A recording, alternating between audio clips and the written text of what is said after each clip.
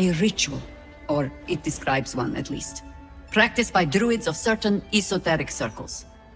If they be learned and powerful enough, the practitioner of this ritual might slow their aging, extend their life well beyond its natural reach. It is not something you need concern yourself with.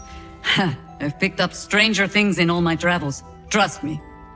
If you wish, it's possible I was a little too quick to judge, a little too caught up in ceremony.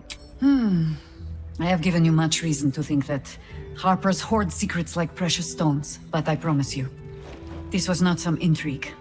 Just, plain and simple foolishness. As if by keeping clear of my family, I might keep them clear of the cult in turn. And if this fight were to go against us, well, we had already done their mourning. Why visit it on them twice? Well, if fool I be, then at least I'm in good company. I was wrong to think I could keep my children from this fight. They're Baldurian born and bred. The only damned reason I root myself in this place. This city is a cesspit. An open sewer of the soul that taints us with its filth and churns us out when all that is good has been stripped away.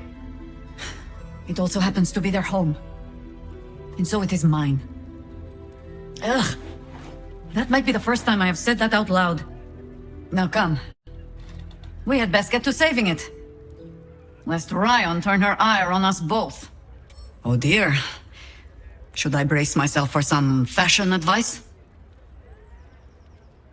But I suppose you have earned better than glibness from me. It was a gift from my husband Khalid. He was a harper. A better one than me, truth be told. Any idiot can swing a sword, but to believe in the cause with the whole of your heart, a much trickier thing. He died. Alone, in pain, and far too young. Murdered by a mage who craved immortality. I'll not grant it by naming him in the same breath as my husband.